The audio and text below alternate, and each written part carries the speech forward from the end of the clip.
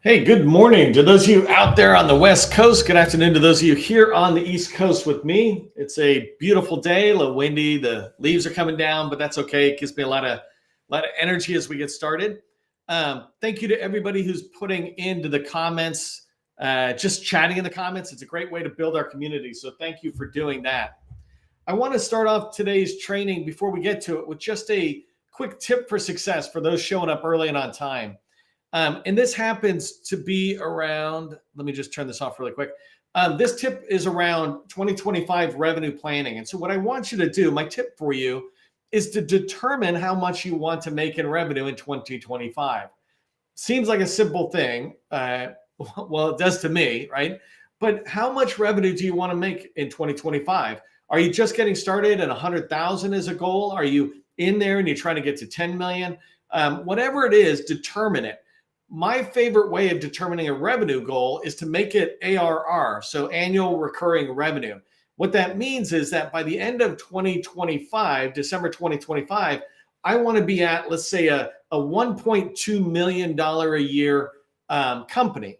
And so in order to be there, then I need to be billing out to the government $100,000 a month. So if I'm doing $100,000 a month times 12 months, then I'm a $1.2 million company.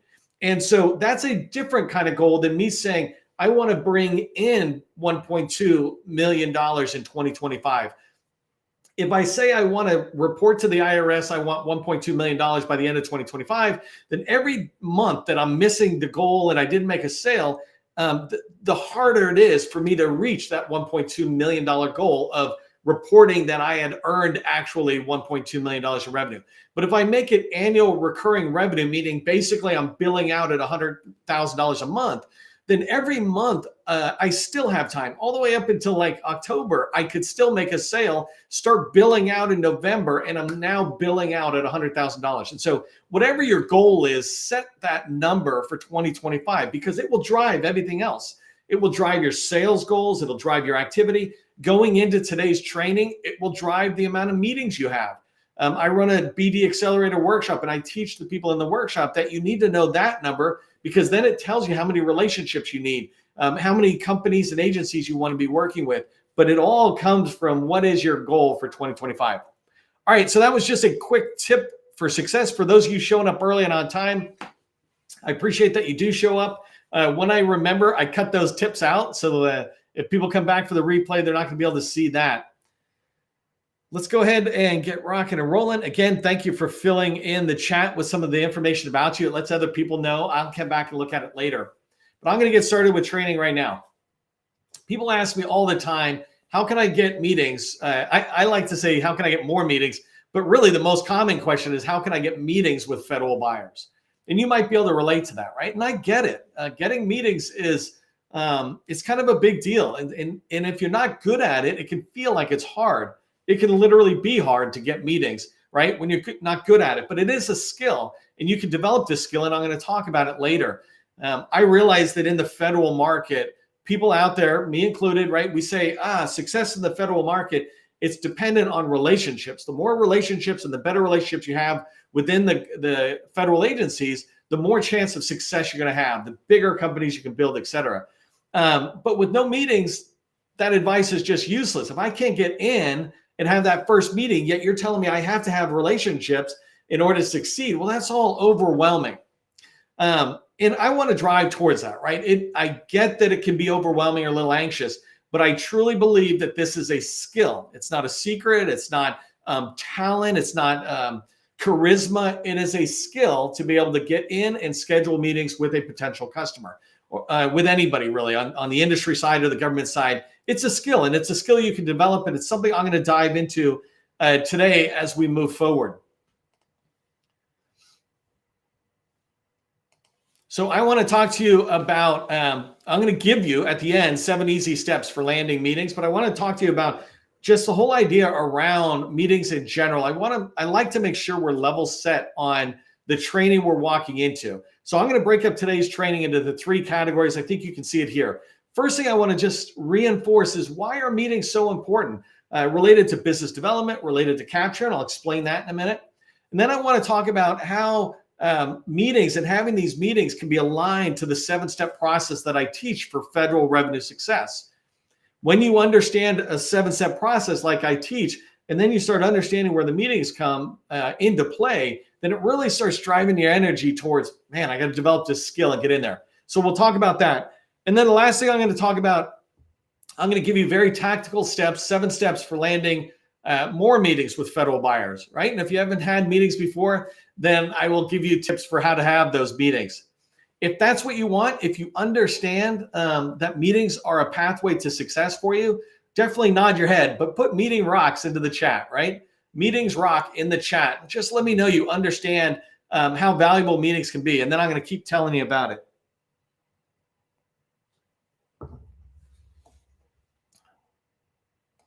If you don't know who I am, my name is Neil McDonough. I'm the president of the GovCon Chamber of Commerce, and I am CEO and co-founder of GovCon in a Box. I want to welcome you to my federal sales training where I provide tips for success in the federal market. I spent 20 years in the federal market as a small business government contractor after I got out of the Army. And since 2018, I've been teaching people like you that government contracting is not a secret. It's just a process. When we follow a process A to Z, we're going to have repeatable, predictable results. And this is what I want for you. This is what I'm going to be teaching you today is how to have repeatable, predictable results on scheduling meetings with federal buyers. Super exciting to see people put meetings rock in the chat. It's reinforcing and it's exciting. And government contracting, it doesn't have to be so difficult. If we work together, if we come together as a community, it can really go well. I literally just came off a meeting with a customer and then one of their teammates helping them get a first meeting with somebody because they were running into a challenge. We all can be helping each other. And when you engage in chat, you're engaging in your community. So I love that. So not to get distracted, but thank you for engaging in there. If you haven't done so already, make sure you subscribe to our Government Contracting Success newsletter. I put out a ton of content in there on how you can succeed as a government contractor. Tomorrow we're doing training, and that one is a favorite of mine, Why Federal Buyers Don't Call You Back. I think the title is Top 3 Reasons Federal Buyers Don't Call You and Steps to Change That. And actually, for the fun of it, I'm going to drop that right into the chat. If somebody can copy it and give it a title, that would be awesome. But make sure you register for that training. If you're wondering why you're not getting people calling you back, this is a step, right? And these trainings I'm doing this week, they all align to each other. I want to congratulate the companies that are in the 100 Club. We run GovCon in a Box. It's an AI-powered tool set that's designed to make your life easier as a government contractor. And we created a free tool called Federal Visibility Score. And the Federal Visibility Score is what I've been teaching for 8 years or whatever it's been, is that if you're not visible to federal buyers where they're looking, then you're invisible to the federal buyer. And if they can't find you, how can they buy from you? So go to govconinabox.com and check out what your score is. But for the moment, there's 360,000 small businesses in DSBS, 360,000 small businesses selling to the federal government. Only 102 of them have a 100% score or perfect 100 score. I want you to have that score. Also, if you're in the 100 Club, let us know. Put it in the chat. I'm in the 100 Club. Somebody did something I thought was pretty cool. They're like, hey, I'm number 42 or whatever. And it's pretty cool to see that. Okay, so let's get rocking and rolling on understanding why meetings are so vital to your success, right? Why are meetings important in government contracting? I'm going to talk about this from 2 different angles, from business development and from capture. If you're not familiar with business development, in the federal market, we call sales business development and capture. Basically, business development is you're out there trying to understand the agency, build relationships, and identify opportunities that you can pursue and win contracts on. Right? From a high level, that's what that is. Capture is taking one of those opportunities you found and doing the work necessary to try to win it. So from a very high level, that's what BD and capture are. When you think about meetings and how they align to the business development efforts you will do, I put a couple of things down here. First off, when you have meetings, you're able to understand the agency more. There's a great line that people don't care what you know until they know that you care. Well, one of the ways you can show that you care is begin to ask them questions about their agency. When you have meetings, you can understand the agency and its purpose, the mission that the Army has, the mission that the Environmental Protection Agency has. And along with that, as you go down in subordinate commands or subordinate offices, you can understand what their mission is, right? So if the Army's mission is to fight wars, well, the HR department's mission is not to fight wars. It's something else, right? What is that? Is it to enable the Army to be able to accomplish its mission? And so understanding the subordinate missions and how they all tie to the upper missions is really important. This is understanding your customer or understanding the agency. The next reason you want to really pay attention to having meetings and why they're important to business development is that they help you start and build relationships. I said a minute ago that having relationships is a huge factor in the success you're going to have as a government contractor. If you can build relationships with industry partners, with federal agency buyers, when you can build those relationships, you're going to have a lot better chance at winning contracts. And so having these early meetings is really that first step to starting and building a relationship. You want to have relationships with acquisition, the contracting officer, so acquisition offices or contract shops, and with program offices. Program offices are the people with the need. And then you also want to have relationships with teaming partners, companies that have won, large and small businesses, companies that have won inside the agency you're trying to get into. And then the last thing is when you have meetings as it relates to business development, you're going to be able to hear about opportunities. It's one thing to hear about opportunities in SAM, which is fine. It's another thing to hear about it when they come out at eBuy or GSA, right? But if you can get closer in, we call this shifting left in the sales process or the acquisition lifecycle. You start hearing about opportunities because you're in there having meetings and talking to the customer about their needs. And then they go, well, you know what? We're actually going to drop a source of sought notice. You should watch for that. You're not going to hear anything that shouldn't be shared, but sometimes just showing up is the way you learn about a customer. If that makes sense, put showing up in the chat. Just let me know that you are tracking on that. And I'm going to move on to capture, right? So meetings are important for business development. Now with capture, if you're thinking about one opportunity, it's kind of like business development on steroids. You're really focusing your energy into this one opportunity. You want to win it. And so one of the things meetings with government buyers enable you to do is you can start shaping the requirements. And I'm not going to go a lot into this today. In fact, I was going to say this earlier. Everything I'm teaching today, you can find 100+ video trainings, replays that I've done, breaking it down. Like, for example, I say enables you to shape requirements. I have many videos that teach you about how to shape requirements. And so if you need to do a deep dive, you can go in there. But a reason it's important is when you shape requirements, now you're starting to make that opportunity fit better for you. You're shaving off the areas that might be weak for you, and you're filling in areas that are your strengths. This is shaping requirements at a very generic high level. The next thing is you can shape the acquisition approach. An example of the acquisition approach is which NAICS code the government uses. If you can get that NAICS code to be one that has a lower threshold, maybe you can push some of your competitors out. Well, having a meeting with a contracting officer and talking to them about, hey, this NAICS code is probably a better one for this type of work. It aligns from the scope. Also, you've used it before in the past, blah, blah, blah. That's an example of shaping the acquisition approach. But the way you do that is having these meetings. If you can get in and talk to the contracting officer about some of their decisions, you might be able to influence them. And the last one is it really enables you to understand the customer better. And this is vital. So many people see an opportunity, a proposal or an RFP comes out, and they basically just respond. They might go to GovWin and see what GovWin says or something. But unless you go in and have a meeting with the customer, you don't understand that customer.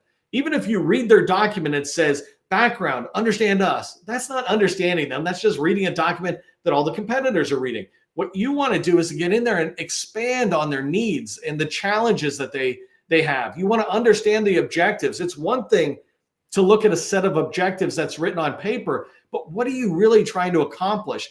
Understanding this enables you to begin to take those and write a much stronger proposal. And the last thing is you want to make sure you're aligning, in my opinion, your proposal to the broader agency and department goals that a program office might have. So this shop down here might have this need here, right? And then you got an agency and then you got a department. You want to be able to align those goals so that they can see you truly understand them and what they're trying to do.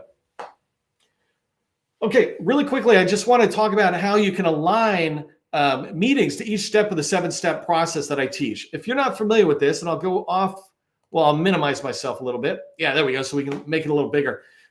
So I teach this 7-step process. When I was a government contractor for 20 years, it was just miserable. The only things we had available to us were these really super complicated sales processes out there. And so in 2018, when I started teaching people how to do government contracting, I took it and I just put down to this 7-step process. The first 3 steps are basically leading to the 4th step, a relationship. If you build relationships within an agency, now you're on what I call the wheel of success. And the wheel of success, the key about that is that it is actually, when you're on it, you're learning more and more about the agency, and you generally don't come off it. And so those first 3 steps are driving towards it. When you have meetings at each step of the way, say you're going to have a meeting with somebody and you're in the research phase, you can ask them about, hey, I was trying to find a strategic plan, but I can't find it, or I can't get access to it, or I need access to a old PWS, things like that. That's research where you're gathering facts, et cetera. And then the same thing as you move into outreach, you're lining up. These meetings are the outreach, right? Especially today, we're talking about the first meeting you're going to have. That's outreach. Generally, we call this cold calling, right? You're calling somebody you've never called before. And all of those begin to align. When you have meetings with people in a relationship, you're building that relationship and you're learning about things. When you go into the opportunity and it's in the capture phase, that means before the RFP is dropped and the government is still thinking about how they want to shape that. When you have meetings, that's where I was describing you can influence the opportunity. Same thing with the proposal, right? If you start writing a proposal early enough, you can get in there and talk to people. All of this is coming from the amount of meetings that you have. And so it's really important that you try to build the relationships out there, enough of the relationships, and then have these meetings.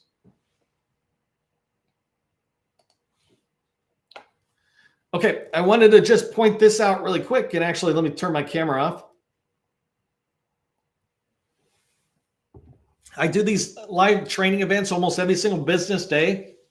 So if you'd like to make sure you don't miss one, just add our event to your calendar.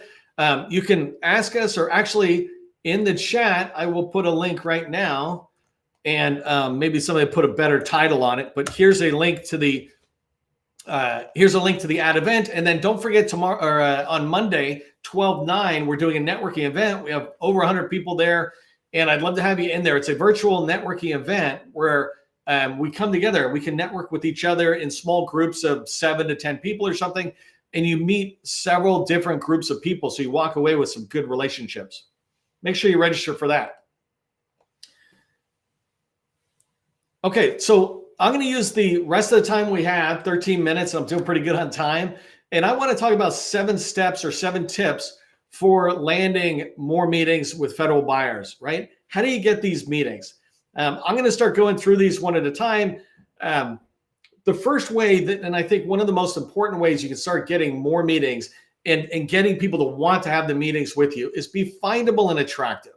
What findable and attractive means is that if somebody is trying to look for you, look for a company like you, they can find you. Attractive means their search intent is met. Here's what I mean by that. If somebody is searching for a company that does cybersecurity, and then they look at your marketing material, if everything is screaming cybersecurity, you've matched the search intent. You're an attractive company to them, and they want to put you on the short list to talk to you or whatever. But if they search for cybersecurity and they come in and they see you do like all these unrelated things and cybersecurity is in there, then that's not attractive to them, because they're looking for a company is pretty solid in there. So this is findable and attractive. The reason this is important to getting meetings is because if you try to reach out to somebody and they go research you before they respond to your email or your phone call, they might come in to DSBS or LinkedIn or whatever and look and go, nah, it's not that attractive to me, right? And so it's important for you to understand being findable and attractive. Like I mentioned before, I've done 100 trainings on this. So if you go to my previous trainings, you can search and find over 100 trainings I've done on visibility and being findable and attractive. Just type in findable and attractive and I'll come up in there. Not me, but the training. I'm findable and attractive too, right? Okay, so the second thing you can do to land more meetings once your company is findable and attractive is make sure your company is where buyers are looking. Quick example is DSBS, the Dynamic Small Business Search. Any of us who register to sell to the government, register in sam.gov. A companion tool that the government has that's run by the SBA, Small Business Administration, is DSBS, or the Dynamic Small Business Search Tool. And so those two tools make up your small business profile. That is a supplier portal. It's the number one supplier portal for the government. It's where the federal buyers go to look. There are many other places they have as well. For example, you can go in and look at supplier portals. I just put out one for the Department of Homeland Security has an agency called Customs and Border Protection, CBP. In there, I just put out a newsletter, I think. I certainly put out a post that talks about how do you register with them to talk, but they have their own supplier portal. NavAir, a part of the Navy, has their own. So a lot of these agencies have their own supplier portals. Make sure you're in them. You can go to my LinkedIn profile and search on supplier portal. We've got a whole directory there we try to maintain.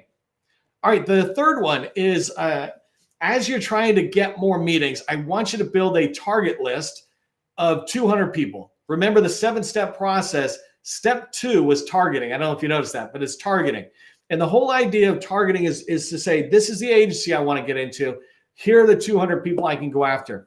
And let me tell you how easy this is, right? It might not be easy to pick up the phone and make a phone call. It might not be easy to get them to respond, but it is very easy to build a list of 200 people. And here's an example. I just went to an opportunity, and in fact, I'll use this same one every time. SAMI, it's a Society of American Military Engineers, I think. This organization had a massive conference, a lot of people in there, and it was really impressive, 6,000 attendees. That sounds really cool, right? And there's all sorts of government people there. But keep in mind, the DoD alone has over 200,000 buyers.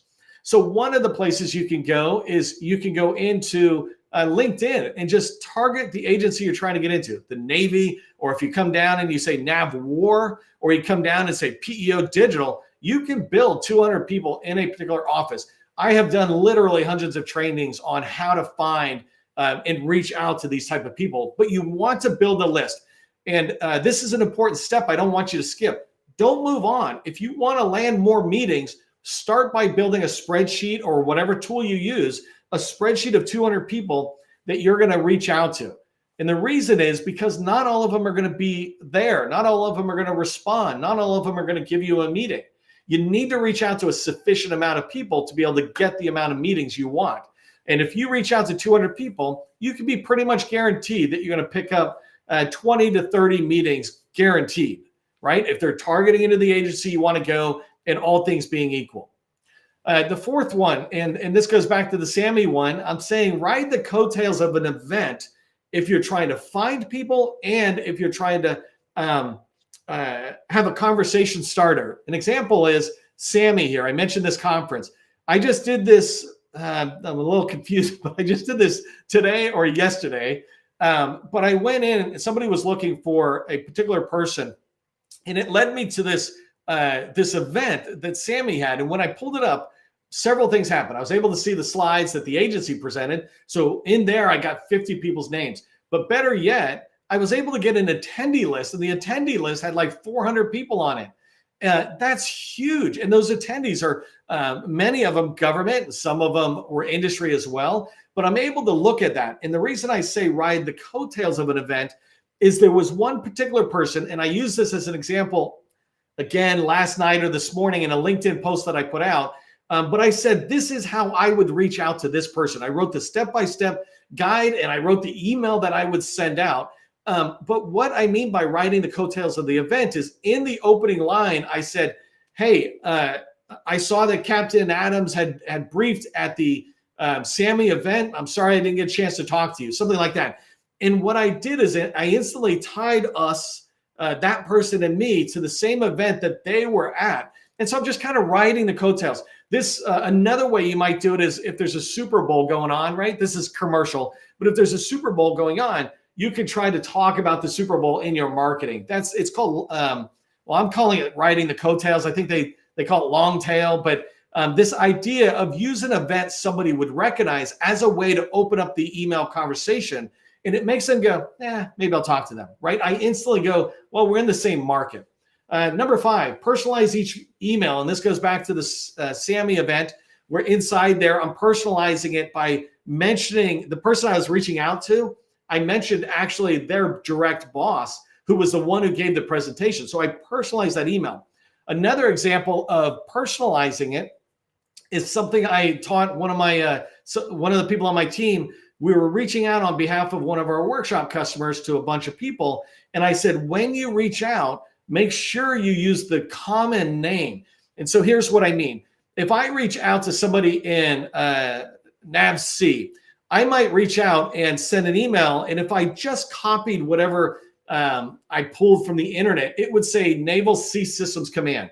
And it would seem silly if I reached out and inside there, I'm like, hey, I'd love to have a meeting and talk to you about Naval Sea System Command, to somebody who works at NAVC, which is the acronym and the way we call Naval Sea System Command, right? So if I say NAVC, then I'm kind of communicating, oh, this person knows, our language to a degree. That's what I mean by personalize it. If you have a company like Booz Allen Hamilton, don't call them Booz Allen Hamilton, call them BA. You can go into the company page and look at their about page, and you will see the full name, Booz Allen Hamilton. And when you scroll down, you'll see where they'll start calling themselves by the common name that's out there.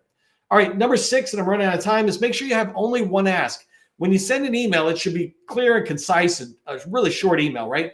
But in there, only ask for one thing. If you ask for 2 things, you'll always get the one you didn't want. If you want a meeting, don't ask for anything else in that email. I literally sit there and say, hey, are you available this week or next for a quick intro call? Right? It's a really straightforward thing. Yes or no is a totally acceptable answer. And the last one is increase your outreach. This is vital.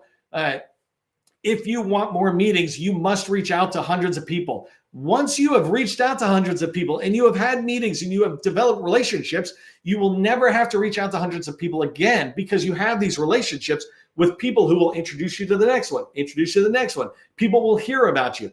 But right now, if you're not at that stage, and it doesn't matter if you're experienced or new, if you're not at that stage in your target agency, then start with a lot more outreach. And outreach means a lot more personalized emails, a lot more phone calls. All right, here's what I want you to remember from today's training as you go forward. The first thing is make sure buyers can find you. In our workshop and in my processes when I teach, I call this visibility. Visibility is being findable and attractive. Make sure your buyers can find you, because if you want more meetings, guaranteed the people you reach out to are going to look at you first and go, do I want to meet with this person? Number 2, build a list of 200 people. We call this targeting, right? And again, in our workshop, it's visibility, targeting, and outreach. Targeting is where we build that list. We build a list like 400 people, but I want you to build a list of 200 people, and I want you to see how easy it is to build the list. Again, having the meeting and getting a sale, I get it. That's hard, but building a list should be pretty straightforward. Try it out. Ping me on LinkedIn if you're having challenges. And then number 3, expect 5 meetings a week. So when you do outreach and you literally are reaching out with one ask in an email and a clear email, and you're tying it to something that person cares about, and you're doing this 200 times, you're going to get to the stage where you got 5 meetings a week minimum, right? Everybody kind of comes through our workshop. Their challenge is now no longer getting in. It's figuring out, what do we do with all these relationships we have? And that's where we want to get you to, is having more meetings that you can then start driving in the direction you want them to go. All right, hopefully that all made sense. If it did, put meetings into the chat. Let me know that you understand what needs to be done and that you're going to do it. If you're interested in our help in doing this kind of stuff, we run a BD Accelerator workshop. Again, it's visibility, targeting, and outreach. It's designed to accelerate you into an agency. It's for companies that's got some traction. So usually we say 2 million plus in revenue. If that's something you're interested in learning more about, put workshop into the chat.